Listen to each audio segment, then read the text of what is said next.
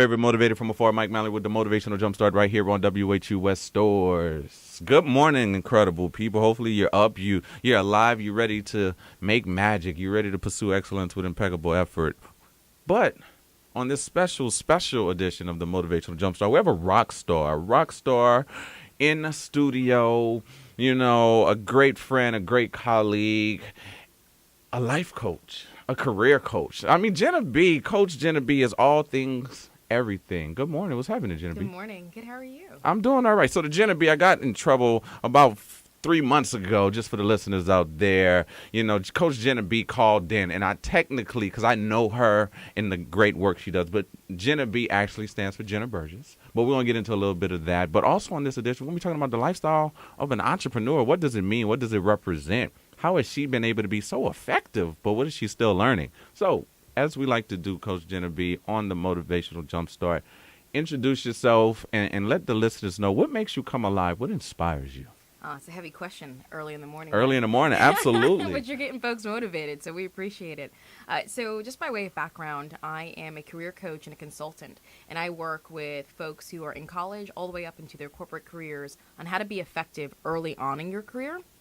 And what that looks like is career preparedness workshops. I do speaking engagements, and I also consult with companies and corporations on how to best utilize our millennials and young folks in the workforce. What gets me up in the morning? I love what I do. So many people ask me all the time, what made you start your own company? What is it about being an entrepreneur that's appealing? And for me, I've done the corporate sphere. I've worked for other folks. I've been a part of a startup. I've been a part of traditional work environments. And after about 6 years or so, I decided that I would just be better off on my own just because of the way that I work. Mm-hmm. So for me, what gets me up every morning is being able to do just that, be able to run as fast as I possibly can and as I want to, and to be effective in what I do, and at the end of the day, be able to stop when I need to, take care of my family, and have a good balance. Absolutely, and balance is definitely incredibly important. But let's go back a little bit. So we know, I know that you started, you went to Syracuse University, like most college students out there, you go to college, you have these dreams, goals, ambitions, and kind of thinking this is what life is going to be like. And then you went to corporate America. Well, what happened in between that shift or that period of time for you? Sure. I mean, in college, we all change our mind a couple of times. So I went to Syracuse University. I was so happy and excited to go to the SI Newhouse School of Public Communications. Mm-hmm. And I was a broadcast journalism major going into my collegiate experience. And about a year later, I decided to change my major, which I know a lot of folks do. So I think you're always still trying to figure it out. Even when you think you're dead set on something, life teaches you something else. So for me, I switched majors. I started actually working in corporate America when I was 19 through a temp agency. And that just changed my opinion around, how I wanted to make a living and really the structure I enjoyed in the work environment. So that's really what led me there. When I think about kind of my corporate experience and what it was like, it taught me what I needed to know. I don't think I would be an effective entrepreneur if I hadn't worked for other people first. And I tell a lot of students that because I know it's super appealing to come out of college and want to start your own business right away. Uh-huh. And which you can share obviously some light on that because you are a part of that group. Yes, I am. And don't get mad at me, but I give the advice that I really think you should work for other people. And if you can, at least for some big houses, because you will learn how to do the business etiquette thing. You will learn how to have a strong quality product for whatever it is that you're selling. And it also teaches you a lot about consumer behavior because the majority of people work. And the majority of people have an organizational mindset, which is really different than an entrepreneurial mindset. And I think you have to know the landscape. I think you have to know how people think in order to be effective as an entrepreneur. So I tend to be on the other school of thought in that sense. So take us to, which is profound, because you're definitely right. I'm one of those individuals who was like, corporate America, nope. I'm going to do it my way. And obviously a lot of unique experiences and struggles have come with that. Some I'm proud of, some is like, you know what? Maybe had I gone to corporate America, maybe I would have learned a couple of things that could have, taken away some of the struggles that I've experienced. But, to each his own, right? So Definitely. What made you say, this is the time for me now to start my consulting company? Like, when did you know that it was time for you? Timing is everything. Absolutely. And I think you have to be prepared for this life. Mm-hmm. It is a life, it is a lifestyle, and it is high stress. You don't know when your next check is coming in. And I think when you start really young, you don't necessarily have a nest egg. You don't have a whole lot to fall back on. But at the same regard, you also can take on more risk because you're young. So I think you have to balance out when is the right timing. When do I have enough in a savings account and enough kind of cushion to be able to fail for at least 6 months and then be able to be effective once you are kind of up and running, because it takes some time. And there is initial investment in whatever you do, whether it be something that's a brick and mortar or a consulting practice. I took my initial investments very seriously. I made sure that I had enough to invest in marketing materials, in coaching, in support to make sure I could be effective in my role.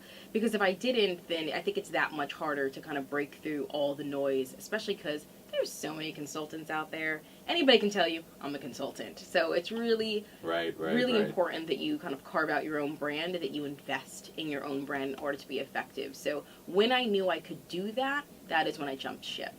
And I also had one of those aha moments when I was working in Philadelphia.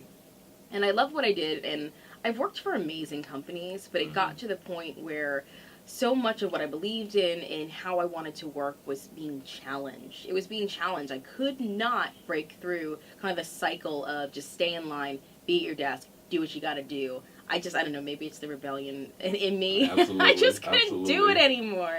And so I probably was a little more brash than other folks when I decided, like, look, today is the day. I had been preparing, so it was not a complete shock to my family, but I remember when I called my husband, I was like, I just quit like 10 minutes ago. He was like, what did you do? We had always talked about it, but he just had no idea it was coming that day. And I didn't even know it was coming that day, but kind of everything came together for me, and I just had one of those moments where I said, I'm not doing this anymore. Right. No, and I feel like so many people wish they could have the courage to do that or get to a point, you know, or so, in theory and concept, Jena, it's like, yo, I'm going to do my own thing. If I'm working at this job, I know I'm doing a better job than I feel like maybe some of my superiors or executives or managers, not necessarily knowing the full process, but then boom, smack dab. Yo, I just quit 10 minutes ago, and I'm going to go into this journey of my own business. And you start that. What does that lifestyle look like at the beginning? Oh gosh, I think at the beginning I sat in my home office for like a couple of days and I was like, what on earth am I doing? It's incredibly scary. I mean, so much of your life is structured up until that point. Right. When you look back into high school, everything you needed to do was laid out for you. You show up, you get told what you need to do, you deliver, and so forth. Then college, you get a little bit more freedom, but you still get a syllabus. You still kind of know what the whole year looks like. Right. When you're an entrepreneur, you have no clue what that year looks like. If you have a strong business plan, maybe you do know what that year looks like, but you don't actually know how it's going to play out in real life. So preparation is important, but at the same time, I think you have to be able to manage your own anxiety and fear, because I feel like you live in that in the beginning for a little bit, because you have no idea what's going to happen next. And that can be really crippling. It can be really challenging to just get over that hurdle, saying, I did the right thing, I know what I'm doing, I am qualified to do what I'm doing, and I feel good about that. Right. So I think you go through a pep talk phase, but then you have to take massive action. So the key to kind of making up for lack of experience is taking action, because action is going to teach yourself, one, not to give up, and you're going to build some resiliency, but it's also going to tell the world what it is that you're trying to do, and the world will communicate back to you. They can't tell you what it needs unless you're taking action and getting out there and really trying to push whatever it is you're trying to do. You may not get the results that you want right away, but at least you got some results. Right. When you have results, you can do something with that and you can make it happen. But none of it works unless you start taking action. Unless you start taking action. And I think what's inspiring about that, because I was at a similar phase, and you get it, and then you have that, oh crap moment. How am I going to make money? Like, you know, I'm going from stability to some sense of whether I hate this job or I don't, at least I know every 2 weeks I have something coming in, to this whole level of, I got to take action. Like, if I'm not a smoozer or a networker, So some of these skills I'm gonna have to acquire, and I'm gonna have to be courageous. I'm gonna have to. I'm probably gonna get told no a bunch of times. Probably gonna have to do this F word free a lot of times too, just to start getting my foot in the door. So, Yeah. what has that experience been like for you? Because a lot of times people don't understand that sometimes. I always love the story of the famous Amos Cookie. He went around and he just gave cookies and people just sampled cookies. And people were like, yo, you're wasting money. And Yeah. we know what famous Amos Cookies meant to the world over the last 40 years. But just in concept and theory, most people hear that free where I'm not doing nothing for free. What does that look like? I think for today's generations, the idea of doing something for free seems crazy. Right. Because there's so much money out there and there's so much transparency around how you can make money these days. And you have social media and television kind of telling you it's easy to become, famous overnight. So it is a harder concept, I think, today in general, just because of the things that we're surrounded by. But it is important because it's not free. You're getting experience. And if you don't have that experience, you can't sell what you do. Right. So the reality is you're making a trade. It's not like that traditional internship where you're getting coffee and you're working for free and just hoping someone gives you a break. You have created your break. This is your company. Right. This is your baby. So you need to treat it as such. And if what you're missing on that resume to get the paying client is the experience, then you got to take the bullet. You have to go do it for free. And I struggle with that now and again because I do feel like I'm moving forward in my career and I want to make sure that I'm being compensated when I need to, and that as a woman that I'm not doubting myself and not asking for the right money because I'm a woman and feel weird about that. You have to put it all into perspective. If you're first starting out, you're lacking the experience, go do the free stuff. The reality is every time I did something for free, I met a client at that event or through that experience, they got me paid. So I can't tell you how many times my husband's like, just go. I'm like, I don't want to go. I'm not making any money. I don't know what I'm doing. And he would push me to get out there and do this thing. And every time I went, I found an amazing client that made such an impact on, honestly, my bottom line. Prosperous events. No, and that's facts. And I always say the free events always prepared me for the paid events. Exactly. You know what I mean? Like, I'm actually able to test my speech, my presentation, everything literally on this audience. So that once I do meet these clients or these potential clients at these events, which 9 times out of 10 it always happens that way, right? You have someone like, oh my gosh, you have a business, can we get you back? Yeah, you get me back. It's not gonna be free next time, but I was able to see what the audience liked, what they didn't like, were they vibing, was it terrible, do I need to revisit this whole presentation, you know what I mean? So I think there's so much benefit that comes from doing free, right? So I think that's powerful that you shared that. And you have to make it profitable for yourself. So if I did a free event, I made sure that I brought a videographer or that I took a ton of pictures so that I could start building my social media following or that I could create a media kit. You can take the free opportunity and just use it as your personal creative studio. You can get interviews, like you're saying, get feedback, do your surveys. Metrics mean a lot in any business. So say you do a free event, you got 50 folks in the audience, get their feedback right after. You now have a metric about how effective your product is. So now when you sell to the next person, you tell them, I know it works because guess what? This amount of folks say it does. So you can turn that free opportunity into a profitable opportunity if you can get creative with it and try not to get stuck in the fact that it's free, I don't really want to do this, and kind of having a negative attitude about it. Right. So what are some other things that come with the lifestyle of being an entrepreneur? I mean, as it relates to, you said you're married. What does that mean for just being in a relationship? What does that dynamic? Because I think a lot of entrepreneurs, including myself, we all go through this thing like, well, if I want a significant other in my life, or I want somebody to share this with, but I understand the rigor, the grind. Maybe they don't understand the grind. So what does that represent, or has represented for you? In the world of dating, now being married. Like, what does that represent or look like? Oh, man, do we have more time? It's a really heavy question. It's tough. Relationships are one of those things that everybody tries to figure out along the way. There's no real guidebook. You can get advice from folks. You can read on, what makes a healthy relationship. You can try and make your list about this is what I want, this is what I don't want. But it always kind of falls apart in practice.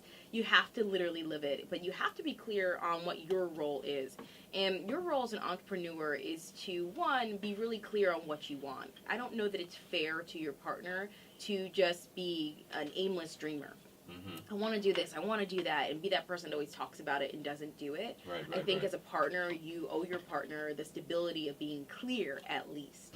And at least if you can get clear, you can get to profitable, you can get to organized. And they should help you do that. They think you have to partner with the right people. And I keep saying partner versus, marry or date or be in this relationship, because any relationship to me is a partnership. It has to be balanced. It has to be supportive, because you work way more than you're at home. Right. You do. And we take so much home with us as entrepreneurs because we can't separate it. And that is a challenge for us. Like we go to bed talking about what we were doing, thinking about what we got to do the next day, preparing it. And it's not always the same for our counterparts. They often can leave the office and leave it there.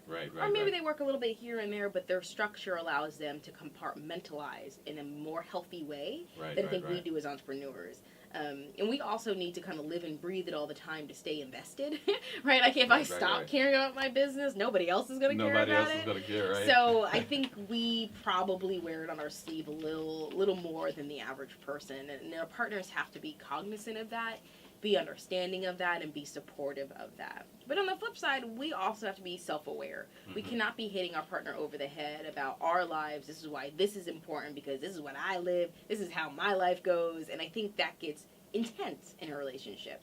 At the end of the day, it's a way to make a living. Yes, some of us have found our purpose, and that has allowed us to make a living. But at the end of the day, even though we want a legacy, we want to make this great impact on the world, it's a way to make a living. And put that into perspective, because your relationship is important. Your partnerships in life are important, especially if you want to build a family and you want your family to take on that legacy. So I think everybody's different. I mean, that's my philosophy. I think that at the end of the day, I love what I do, and I'm so privileged to be able to do it every day and to be an entrepreneur. But at the same time, that should not come before my family goals.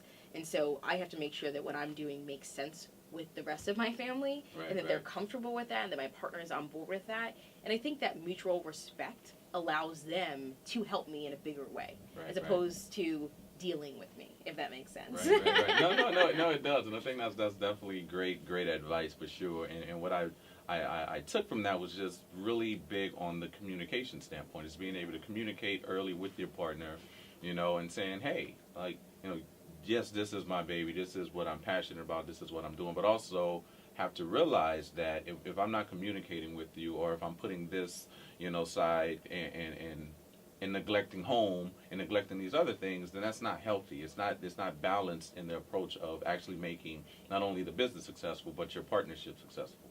Exactly. And it's just like anything else. You only have so much energy. I know you have about 400%, but the rest of us are around like 100%, maybe 110. And so you can only allocate those percentages accordingly. You cannot, put more into that equation, and how you divide it and where you put that energy will tell you what will be successful. And I think in the entrepreneurship world, you're taught to put 120% into everything that you do. We just don't have it. You don't have that percentage. I will tell you, as a female, we tend to add other people into our percentages more often than our male counterparts. We do. We spend more time cleaning up the house, or we spend more time caring about what our partners are doing. And this is not a stereotypical thing. This is fact. We do. I read this awesome article. It was like the 6 things women spend time on that men have no idea that they do. And it was so true. I was like, oh my God, I do spend time on that. That's crazy. So we have to be a little more cognizant that we divide our percentage a little differently. So I think if you are in a relationship with a female entrepreneur, you have to help her spend her time wisely and take on sometimes more things that you wouldn't naturally do as your counterpart. But the reality is you want her to be successful.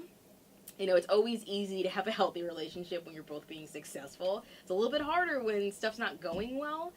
So I have been lucky enough that my first year in business, a couple of months I was nervous, but at the end of the year I made more than I had made in my corporate life. And so that was an easier conversation at the dinner table versus, hey, what's going on over there? So it all goes into context, right? But at the end of the day, you only have so much time, and you have to be smart with it. Definitely. No, and I appreciate those jewels. So in the remaining moments and minutes we have, what are just some Coach Jena B, tips for entrepreneurs out there, people who are considering, trying to pursue this lifestyle. What would be that advice or those tips you would potentially give those individuals? I would say that whatever you decide to do, it has to make sense. Mm-hmm. So there are a lot of great ideas out there. There are things that are completely valid. I mean, I hear great ideas from students all the time, as well as folks who are working. But I always ask folks, is there a customer for what you want to do? Right. Does it make sense for the current economy, whether it be in your region, nationally, or globally? Mm-hmm. I mean, the great news today is we have more transparency around what our global markets need. Mm-hmm. I meet amazing students from other countries who say, you know what, I want to come here, become educated, and start kind of building my craft, and then go back home and start my business there because it's an emerging market. I think that's smart. Mm-hmm. You need to find the emerging market. When I started my business, I had just realized from my career that there was a significant gap in the coaching for young people as they transition from college to their career. And I saw it because I looked at the numbers of folks in retention in their actual careers, and I worked literally in that day in and day out. So for me, I had a strong basis for why I wanted to start my business, and there was a real need out there, and I tested that need out as well, whether it be through research or just having conversations with folks. So my biggest tip is, if you have a great idea, you think you want to start something, it has to make sense. The market has to want it, because at the end of the day, they're the ones purchasing it. Right. So make sure it's something that can actually become profitable. And then also for young people, this was given to me as a piece of advice. You are older a lot longer than you were younger. And we forget that. In your 20s, it's so hard to think about being 40. It is, because your 20s is super busy. Absolutely. You have a ton going on, and you just think that's it. I need to figure this out between 20 and 30 to set myself up for the rest of my life. And that's not true. I mean, you really don't have a clear grasp on a lot of things until you hit 30. Mm-hmm. So you got to give yourself time to become who you're meant to be. Right. And remember that you're older longer than you're younger. So make sure that you're using your 20s wisely to test the market, work for some folks, or at least partner with people to really get a good footing before throwing yourself out there, because you don't want to start a business at 21 and then be 25, 27 maybe, and it not go the way you expected, and then have to get back into the job market at that point, because you've missed this critical gap of development for yourself.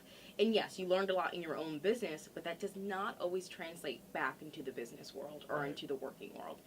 So I guess I gave 2 pieces of advice there, but those are my 2 pieces. All right. No, that's perfect. That's perfect. Well, Coach Jena B, I appreciate you for coming early in studio. It is early. But to the listeners out there, to the entrepreneurs, continue to aspire to be great, but just know that it's okay to learn and get your feet wet within a corporate setting or in a job before you transition into the lifestyle of an entrepreneur. And this podcast is going to be definitely played back. It's going to be on iTunes soon, so definitely stay tuned to that. And to the listeners for the Motivational Jumpstart with Coach Jena B, I want to thank you for coming in studio. I'm Mike Mallory, and stay tuned for more, and we out.